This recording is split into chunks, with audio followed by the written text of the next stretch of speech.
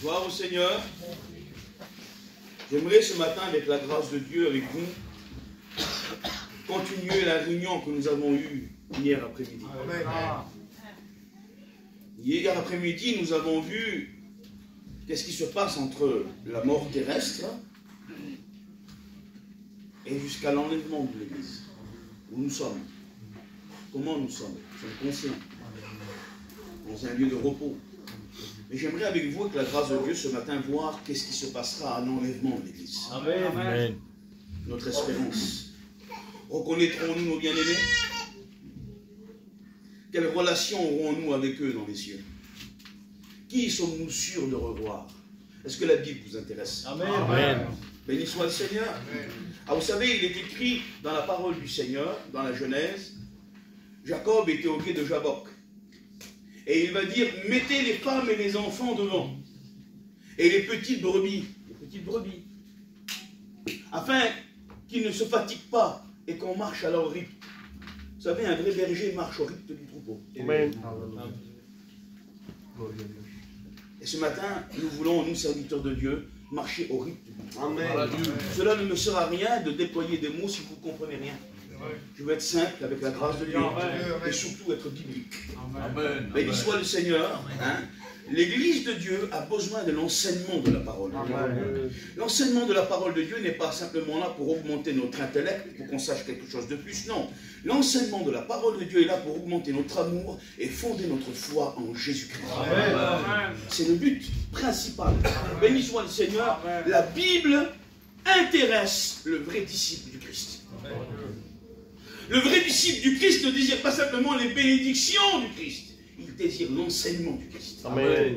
Ça, c'est le vrai disciple du Christ. Béni soit le Seigneur.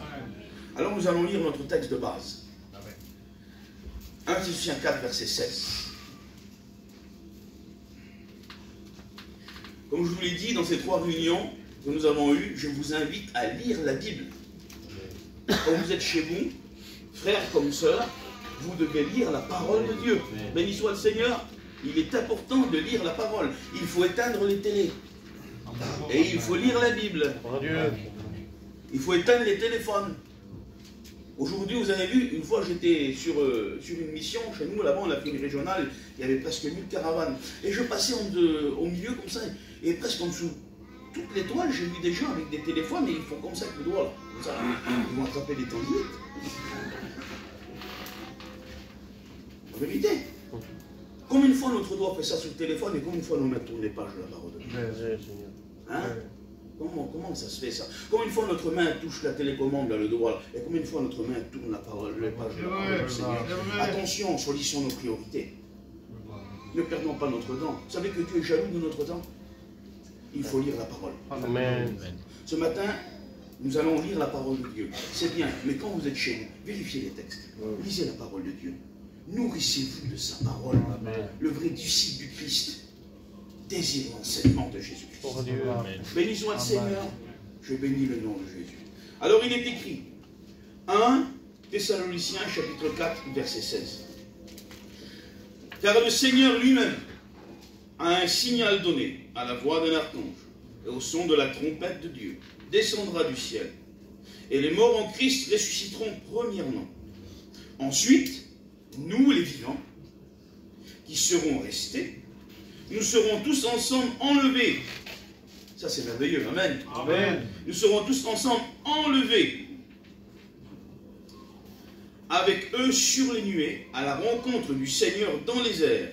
Et ainsi nous serons toujours avec le Seigneur.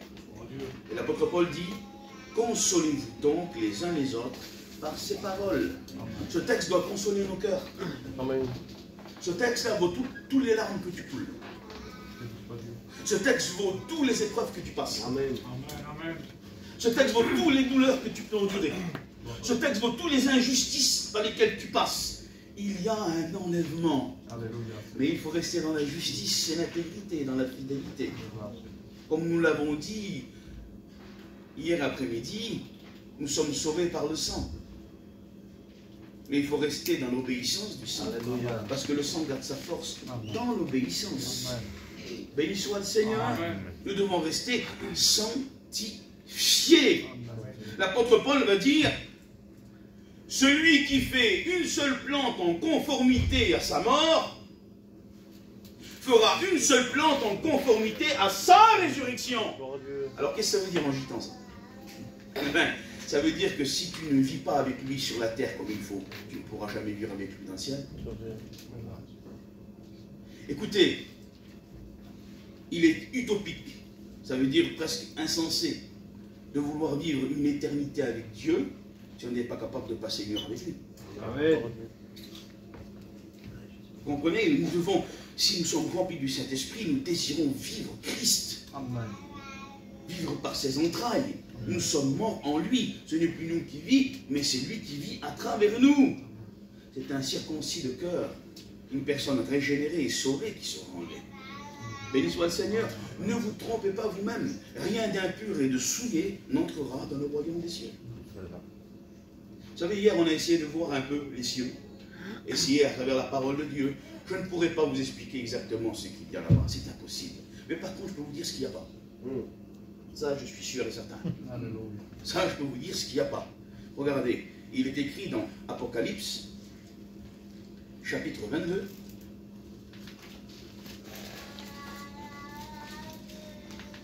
Verset 15. Dehors les chiens, les magiciens, les débauchés, les meurtriers, les idolâtres, et quiconque aime et pratique le mensonge. Non, rien d'impur et de souillé n'entre là.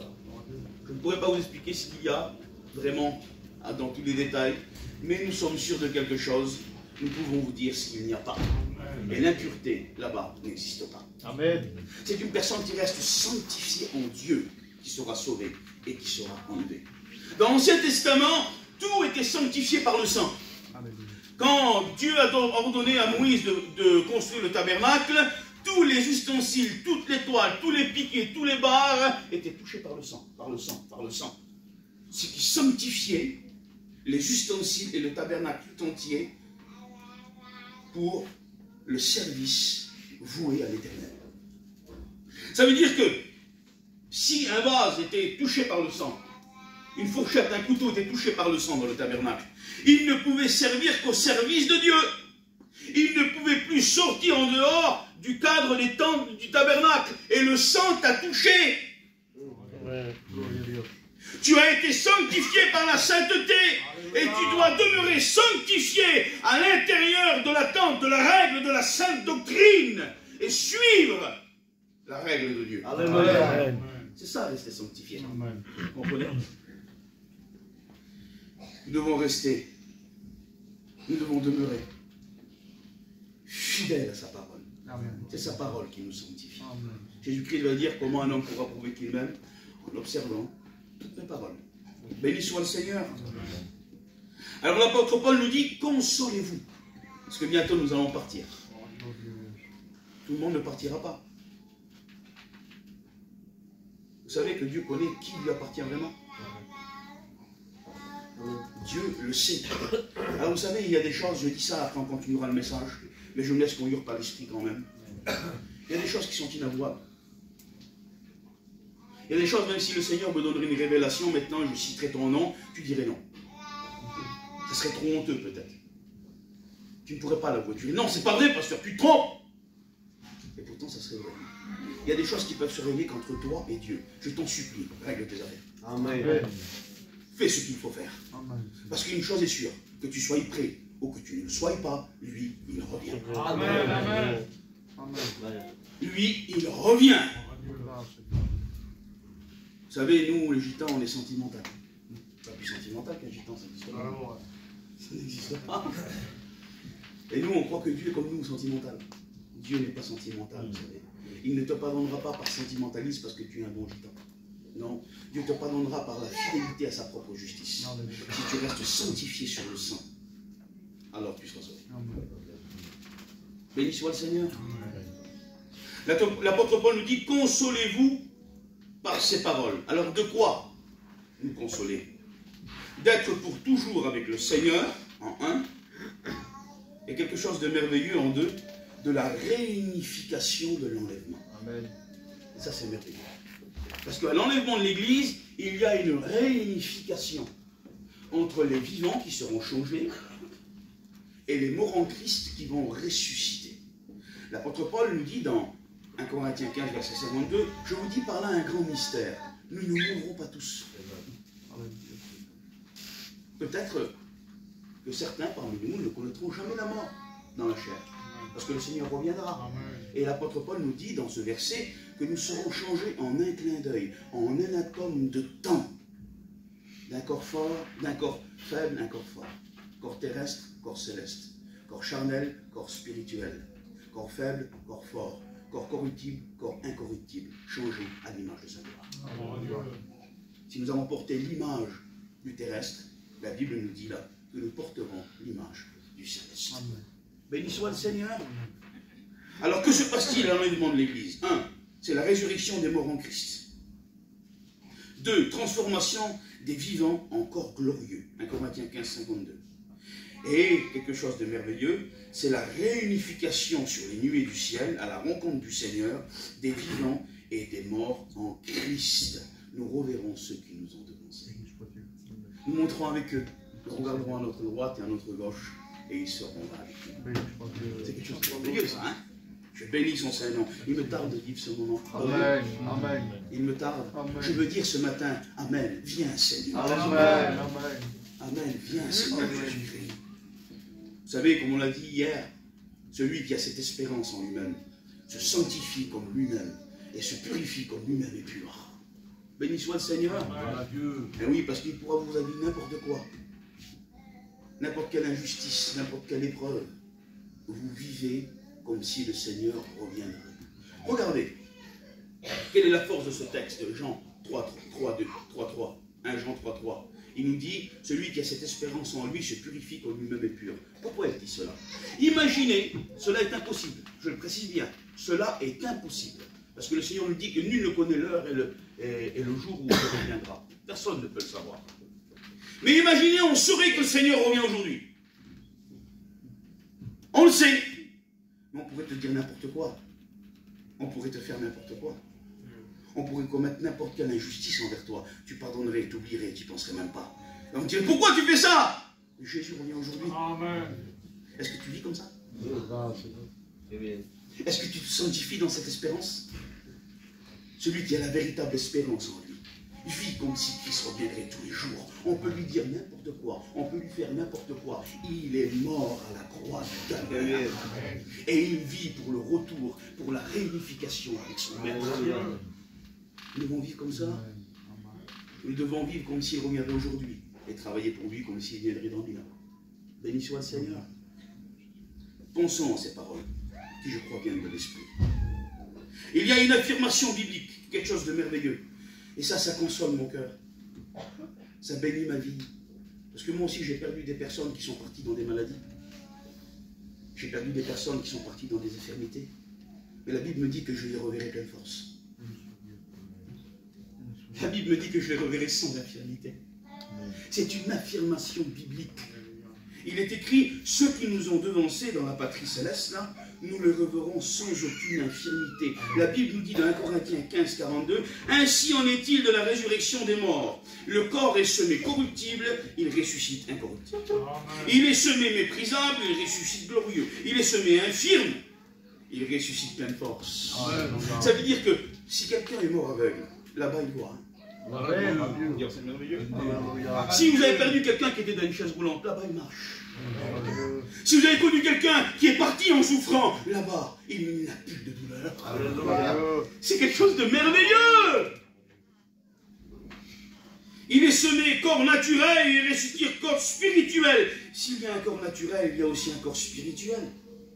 Au verset 49, l'apôtre Paul nous dit, et de même que nous avons porté l'image du terrestre, nous porterons aussi l'image du céleste. Là-bas, il n'y a plus d'aveugles, il n'y a plus de boiteux, il n'y a plus de malades, il n'y a plus d'infirmité. Nous sommes changés à l'image de sa gloire. Et voilà, il est parfait. Voilà Dieu. C'est quelque chose de merveilleux. Je bénis le nom du Seigneur. Vous ne voulez pas y aller là-bas? Sanctifiez-vous par cette espérance. C'est pas grave les persécutions du temps présent par rapport à la gloire qui vous attend. Vivez comme si Christ revient. Je veux qu'il revienne aujourd'hui. Je ne veux pas que le message finisse. Je veux qu'il revienne. Je veux que Christ revienne. Béni soit le Seigneur. Et l'Esprit et l'épouse disent, viens Seigneur Jésus. C'est biblique que l'Église ait cette espérance en elle-même. Et nous devons nous sanctifier, nous préserver dans notre fidélité par la force de cette espérance qui vit en nous. Et si cette espérance est vivante en nous, alors tu sais, il pourra nous arriver n'importe quelle épreuve. Notre but est trop grand. Amen. La récompense est trop grande. On ne prendra pas le temps de répondre ou de s'abaisser aux basses besognes de la terre. Nous sommes nés de nouveau. Alléluia. Nous sommes d'en haut. La nouvelle naissance nous a amenés tellement haut, que les choses de la terre ne peuvent plus nous atteindre. Vous savez, si on devrait comparer la nouvelle naissance au règne animal, il faudrait la comparer à l'aigle. Aucun animal ne peut monter plus haut que l'aigle. J'ai vu un documentaire animal, j'étais étonné. Il y a un seul oiseau, pourtant l'aigle il n'a pas de prédateur, mais il y a un seul oiseau assez intelligent pour tuer un aigle. C'est un corbeau. C'est un des animaux les plus intelligents, le corbeau. Quand l'aigle il devient vieux et qu'il perd son bec un peu, vous savez ce qu'il fait le corbeau, vous le savez. Il monte sur son dos et l'aigle est tellement gros qu'il ne peut pas la choper. Et il lui mange la tête. Il lui mange la tête. Vous savez, des fois, il y a des idées noires qui viennent. Mais tu sais que tu as raison dans ton affaire. Tu sais que tu devrais te venger. Vas-y, tu as l'occasion maintenant. Tu as les arguments. Il vient le corbeau là, avec des idées noires. Vous savez comment l'aigle il fait pour se sauver? Comment il fait pour survivre? Il s'élève. Il s'élève, il s'élève, il s'élève, il s'élève, il s'élève tellement haut, tellement haut, tellement haut, à une telle altitude que le corbeau ne peut plus suivre, il n'a plus d'oxygène, il est obligé de lâcher. La nouvelle naissance va t'amener tellement haut. Alléluia. La nouvelle naissance nous amène tellement haut que les idées noires ne peuvent plus nous suivre là-bas. Que les choses de la terre, les sentiments de la terre ne peuvent plus nous suivre là-bas. Nous devons nous sanctifier dans notre espérance. Il revient. Amen. Nous allons revoir ce que nous aimons. Amen. Encore un peu de temps, bientôt, encore un peu de temps, il revient. Sanctifions-nous dans notre espérance. Élevons-nous ce matin dans la nouvelle naissance. Et que ces idées noires ne nous suivent plus. Béni soit le Seigneur. Amen. Oui, là-bas nous serons parfaits, plus de maladie, plus rien. Vous savez, dans l'Ancien Testament, le Seigneur demandait que les souverains sacrificateurs soient parfaits. Corporellement. Il fallait qu'ils n'aient aucune infirmité. Aucun défaut corporel. Il fallait qu'ils soient grands, il fallait qu'ils soient ces hommes extraordinaires. Alors pourquoi le Seigneur demande à un homme d'être sans défaut corporel? Pourtant Dieu dit, je regarde au cœur. Quand même, ça m'a paru un peu bizarre. Vous avez vu quand Samuel va dans la maison de David, il dit, l'homme regarde à l'apparence, mais moi je regarde au cœur. Pourquoi, Seigneur, tu demandes que le souverain sacrificateur soit sans défaut corporel? Parce que c'était l'ombre des choses à venir. À travers la perfection corporelle du souverain sacrificateur, le Seigneur représentait la perfection du corps du Christ glorifié. Il est écrit que le Seigneur a fait de nous, dans sa mort et sa résurrection, un royaume de sacrificateurs. Et dans Apocalypse chapitre 5, l'apôtre va avoir une vision et il va voir 24 trônes autour du trône de Dieu. Et assis dessus 24 vieillards avec les couronnes de justice. Vous savez que dans l'Ancien Testament, il y avait 24 classes de sacrificateurs, de la plus petite à la plus grande. Et ces 24 trônes et ces 24 vieillards-là, glorifiés, représentent l'Église. Et les 24 classes de sacrificateurs, cela veut dire que dans l'éternité, le corps glorieux, glorifié, sans défaut du Christ, sera la seule office sacrificatural qui présentera l'agneau dans l'éternité. C'est pour cela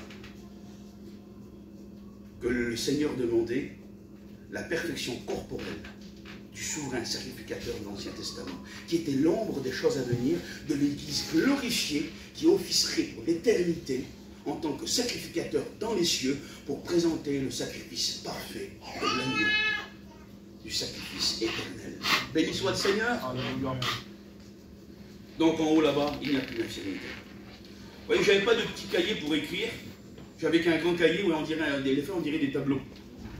Mais bon, c'est pas grave, hein. Vous savez qu'il y a des personnes que nous sommes sûrs de revoir dans la gloire. Et j'aimerais m'attarder dessus et m'appuyer dessus parce que j'ai déjà entendu des idées, des affirmations qui sont anti-bibliques. Nous ne voulons pas dire je crois, nous ne voulons pas dire je pense, nous voulons dire il est écrit. Amen. Amen. Béni soit le Seigneur. Amen. Ce qui nous intéresse, c'est la parole de Dieu, c'est la Bible. Amen. Nous voulons dire qu'il est écrit. Et il y a des personnes que vous êtes sûrs de revoir. Et il n'y a aucun doute. Vous savez qui c'est? C'est les petits-enfants. Un enfant est sûr d'être sauvé. Alors, c'est bien de le dire, mais il faut l'affirmer par la Bible. Vous voulez qu'on le voie ensemble? Amen. Certains disent que les enfants des inconvertis sont perdus. En se basant sur certains textes. 1 Corinthiens 7, verset 14, il est écrit « Car le mari non-croyant est sanctifié par la femme, et la femme non-croyante est sanctifiée par le mari. Autrement, vos enfants seraient impurs, tandis que maintenant, ils sont purs. » Alors ils disent, tu vois, si les deux parents sont païens, l'enfant est impur, et rien d'impur du souillé n'entrera dans le royaume des cieux. Alors l'enfant, il est perdu. Mais non, c'est pas comme ça. Parce qu'un enfant n'est pas sauvé par sa sainteté. Il est sauvé par son innocence. Amen. Voilà la différence. Vous enlèverez la justice de Dieu si Dieu punirait quelqu'un qui est innocent. Et Dieu n'est pas injuste. Dieu est juste. Amen. Alors une explication doit être faite. Ce premier texte là nous dit que des parents croyants, ou un seul parent croyant, sanctifie l'enfant, qui est saint par procuration du foyer chrétien, par le biais de son innocence. Apocalypse 21, 27 nous précise « Rien d'impur n'entrera ». Donc certains disent que si un enfant ne possède pas au moins un parent croyant, du fait qu'il est impur, il est perdu. Cela est totalement faux. Ça ferait de Dieu un Dieu injuste. David dit, psaume 51, verset 5, « Voici, je suis né tout entier dans l'iniquité, et ma mère m'a conçu dans le péché. » Vous savez, le seul agent saint sur la terre, c'est l'Église. C'est l'Église. Sanctifiée par le sang de Jésus-Christ. C'est pour cela que Paul affirme que les enfants des croyants sont saints, car ils deviennent l'Église par procuration de leurs parents sanctifiés. Regardez qu'est-ce qu'il est écrit. Romains 5, verset 9. Nous allons lire le texte ensemble.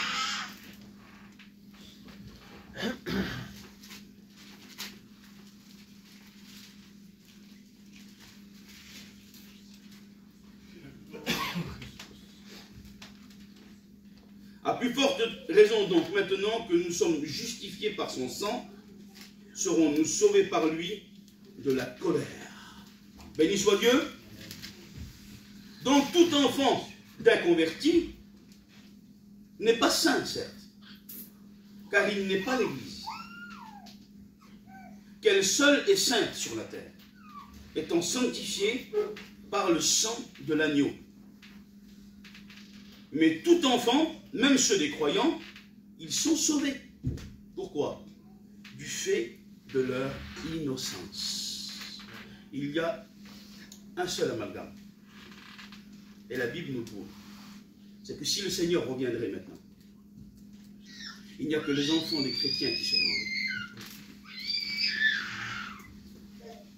sauvés.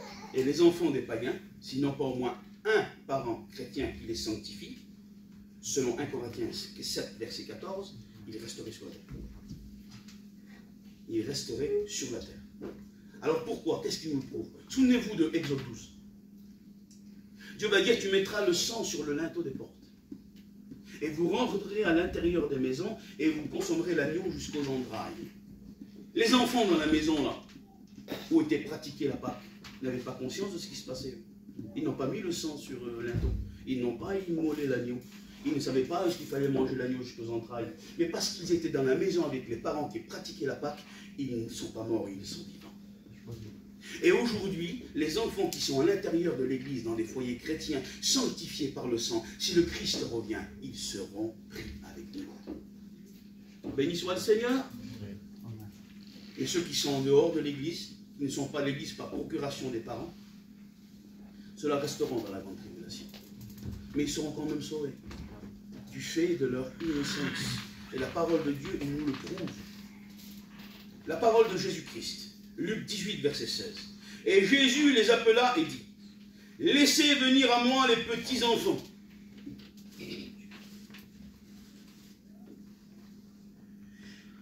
Et ne les empêchez pas, car le royaume de Dieu est pour ceux qui leur ressemblent. Pourquoi? Du fait de leur innocence. Vous savez que le retour à l'innocence est indispensable pour être sauvé. C'est pour ça que le Seigneur dit ça. Le ressembler en quoi? Revenir comme eux en quoi? Du fait de l'innocence. Parce que le sang du Seigneur est tellement fort, est tellement puissant. Il a une telle force d'expiation. Il détruit, il expie, il efface le péché tellement fort que tu deviens innocent. Comme si tu n'aurais jamais rien fait. Et là, l'Esprit intervient et il te régénère et tu nais de nouveau. Un enfant qui vient de naître, vous voulez lui reprocher quoi? Et quand tu es sauvé, pardonné, né de nouveau, tu viens de naître. Plus personne n'a rien à te reprocher. C'est pour ça que le Seigneur dit, il faut venir comme des petits enfants, du fait de l'innocence. Parce que la nouvelle naissance nous rend, par l'action du sang, de la parole et de l'Esprit, innocents. Béni soit le Seigneur. Amen. Elle est merveilleuse, sa parole. Hein? Nous voulons la Bible ce matin. Amen. Nous voulons l'enseignement de la parole de Dieu. Oui, qu'ils leur ressemblent en quoi? Du fait de leur innocence. Un enfant est sauvé par son innocence, car il ne peut remplir les critères conditionnels pour être sauvé. C'est impossible. Il ne peut remplir les critères conditionnels pour être sauvé. Le salut est gratuit, mais conditionnel. Attention, il y a des conditions. Il faut la foi. Et même ça, véritablement, c'est la grâce. Parce qu'elle est créée par sa parole. Marc 16, 16. Et il faut la repentance. Acte 2, verset 28. Un enfant ne peut avoir la foi et la repentance. Du fait qu'il ne peut pas déployer ses critères pour le salut conditionnel que Dieu nous donne gratuitement, il est sauvé. Béni soit le Seigneur.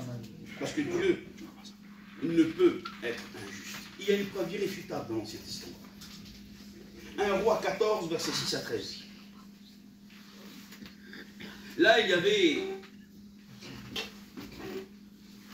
un couple qui était vraiment inconverti, qui vivait dans l'idolâtrie, dans le culte de Baal et d'Astarté, de Moloch.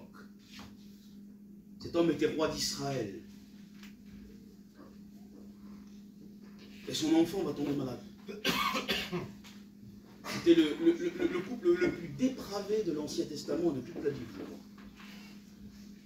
Parce que je ne peux pas vous expliquer c'est quoi les pratiques du culte d'Astarté, de Baal, tout ça. C'est quelque chose d'atroce. C'est la profondeur des ténèbres. Et leur enfant va tomber malade. Et là, le roi d'Israël, là, il va dire, va vers le prophète à sa femme, déguise-toi. Déguise-toi. Je me souviens bien, c'était Jéroboam, c'est ça. Déguise-toi. Et va vers lui trouver une réponse. Et cette femme, elle se déguise. Et avant d'entrer vers le prophète, il était aveugle. Il dit, entre, femme de Jéroboam. Entre. Il dit, voici la parole de l'Éternel. Quand tu entreras dans la ville, au retour, l'enfant dans ta maison mourra. Pourquoi? Parce qu'un enfant qui est dans un foyer païen ne sera pas enlevé à l'enlèvement de l'Église. Mais là, le Seigneur continue et il dit, mais il n'y a qu'en lui que j'ai trouvé plaisir dans la maison de Dieu. Et je le recueillerai. Amen.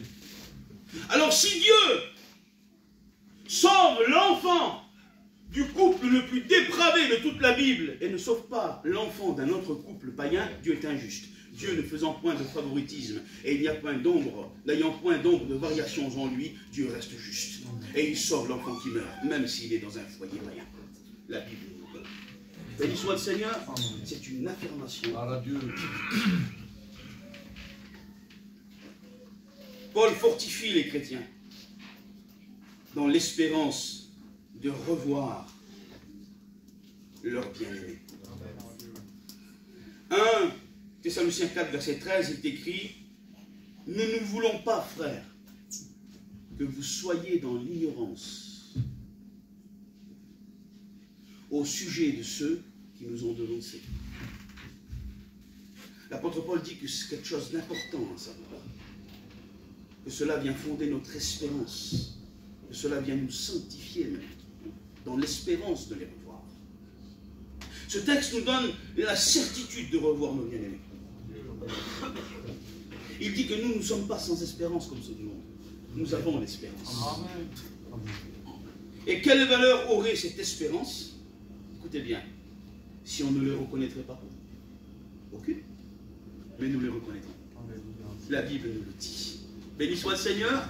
On va le voir par la Bible. Gloire au Seigneur. Nous laissons encore un peu de temps. Gloire à Dieu. Amen. Le roi David savait qu'un jour il reverrait son fils qui était parti, qui était décédé. Et pour lui, cela était sans l'ombre d'un doute. 2 Samuel 12, verset 23. Tant que l'enfant était vivant, il jeûne, il prie, il jeûne, il prie, il jeûne, il prie. Et quand l'enfant meurt, il demande à ses serviteurs qui font un grand banquet, ils se m'attapent, ils boivent, ils mangent. Alors là, ils sont étonnés, ils disent: Seigneur, quand l'enfant était vivant, tu jeûnais, tu te meurtrissais, et l'enfant est mort, maintenant tu manges, tu bois. Il dit: mais pourquoi vous voulez que je jeûne maintenant? Lui ne reviendra pas vers moi, mais moi j'irai vers lui. Amen. Ah Seigneur, ah là là, mais moi j'irai vers lui. Je bénis ton saint nom, Seigneur Jésus-Christ. L'histoire du riche et du pauvre Lazare vient prouver que nous nous reconnaîtrons dans l'au-delà, que nous porterons notre identité. Nous ne la perdrons pas. Nous garderons cette identité. Il nous donnera un nouveau nom, c'est vrai. Mais Abraham, dans les cieux, reste Abraham. Jacob reste Jacob. Isaac reste Isaac. Sur la montagne de la transfiguration, Moïse reste Moïse. Et Élie reste Élie. Nous gardons notre identité. Et nous voyons que dans le séjour des morts, le mauvais riche reconnaît Abraham. Et il reconnaît Lazare glorifié dans le sein d'Abraham. Vous comprenez? Nous nous reconnaîtrons. Ces deux se reconnaissent là. Et ils reconnaissent même Abraham. Donc l'Ancien et le Nouveau Testament enseignent que nous nous reconnaîtrons dans la gloire. 2 Samuel 12, verset 23, preuve de l'Ancien Testament. Luc 16, verset 23, preuve du Nouveau Testament. Il est même écrit que nous serons à table avec Abraham, un grand-père, Isaac, un père, et Jacob, un petit-fils, réunis ensemble à une même table. C'est merveilleux ça. Matthieu 8, verset 11. Je bénis le nom de Jésus-Christ. Je bénis le nom du Seigneur. Je ne voudrais pas jouer du sentiment ce soir, mais mon espérance aussi, c'est de revoir mon Père.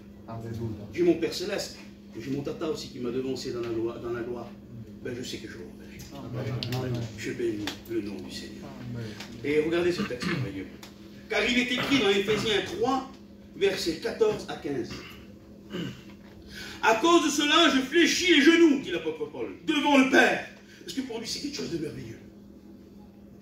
De qui toute famille, dans les cieux et sur la terre, tire son nom. Seigneur, il y a des familles dans les cieux. Alors je voulais voir, Seigneur, Paul, qu'est-ce que tu veux dire par famille? Tu veux dire quoi? Les différents anges, les différentes époques? Non. Dans le texte grec, il est écrit patria. Et le mot patria, c'est plusieurs personnes qui descendent d'un même et seul homme. C'est une vraie famille. C'est quelque chose de merveilleux. Béni soit le Seigneur. C'est quelque chose de merveilleux. Matthieu 17, 3 nous dit que Pierre reconnaît Moïse et Élie sur la montagne de la transfiguration. Pourtant, 1500 ans séparent Moïse et Pierre. Et 750 ans séparent Élie et Pierre. Comment les a-t-il reconnus? Ben, la montagne de la transfiguration là, était une préfiguration de la gloire à venir, où l'Esprit donnera à connaître chaque habitant des cieux. Je bénis le nom. Alléluia. Alléluia. Que bueno. Amen. Alléluia. Béni soit Seigneur. Gloria para ti, Seigneur. Alléluia. Béni soit Dieu. Ah, je parle espagnol maintenant. Dieu.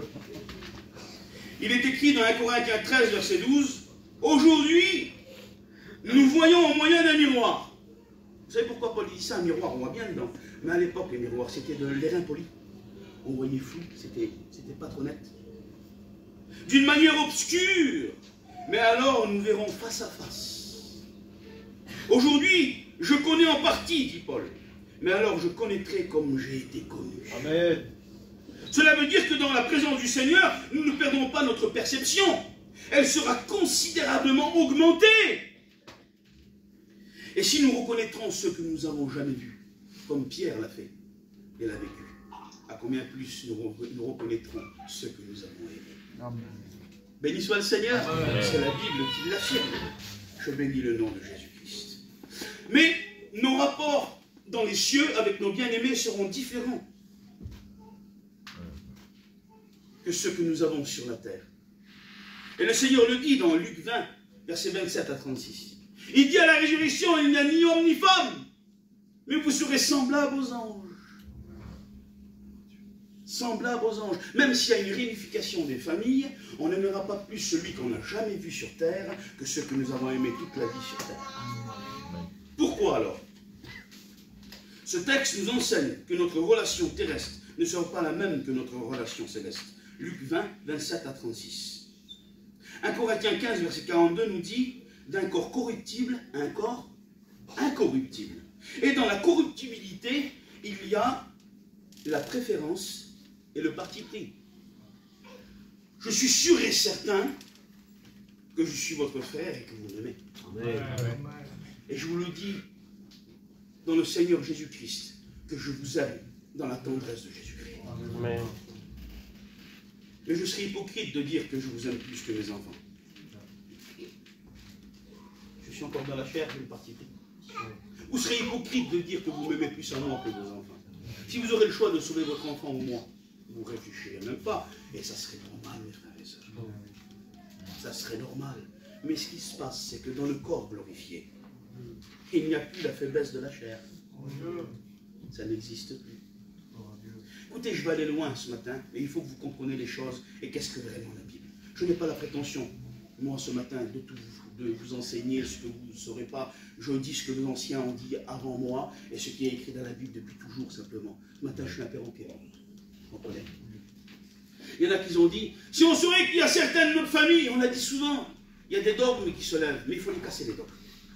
Si on saurait que notre famille, elle est en enfer, ça serait plus le paradis. Mais j'aimerais te dire que dans un corps glorifié, même si tu saurais que certains sont perdus, ça ne fait rien. Parce que tu entres dans le plan, dans la pensée éternelle et la justice de Dieu. Tu n'as plus la faiblesse de la chair. Non. Tu as un corps incorruptible. Tu ne peux te corrompre. Tu ne peux plus être triste, ni être angoissé. Cela n'existe plus en toi. Tu rentres dans la justice éternelle et dans la pensée éternelle de Dieu. Pour l'instant, nous avons une pensée momentanée. Bientôt, nous rentrons dans la pensée éternelle de Dieu. Je bénis le nom du Seigneur Jésus-Christ. Oui, mais le corps corruptible n'a plus la faiblesse de la chair. Le corps incorruptible n'a plus la faiblesse de la chair. Cela veut dire que l'on aimera autant ceux qu'on va découvrir dans les cieux pour la première fois que nos bien-aimés qui nous ont devancés.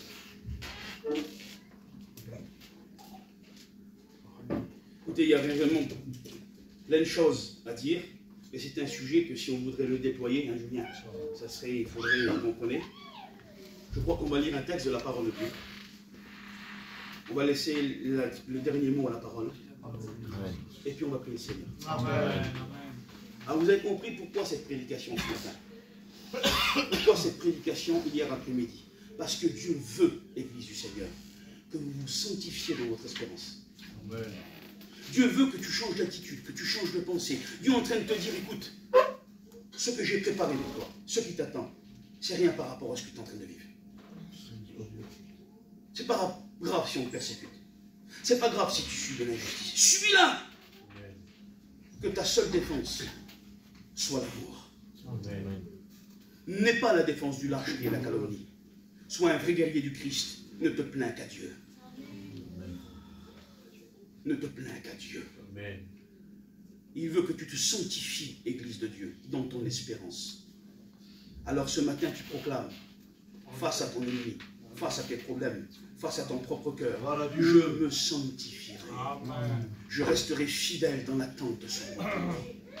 Peu m'importe ce qu'on dit, peu m'importe ce qu'on me fait, rien ne me séparera de l'amour de Jésus. Amen. On lit la parole du Seigneur. Amen.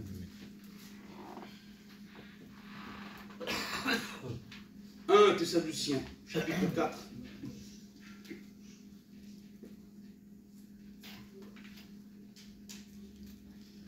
Versets 13 à 17. Il est écrit comme ça. Nous ne voulons pas, frères, que vous soyez dans l'ignorance au sujet de ceux qui sont décédés, afin que vous vous affligez pas comme les autres qui n'ont point d'espérance.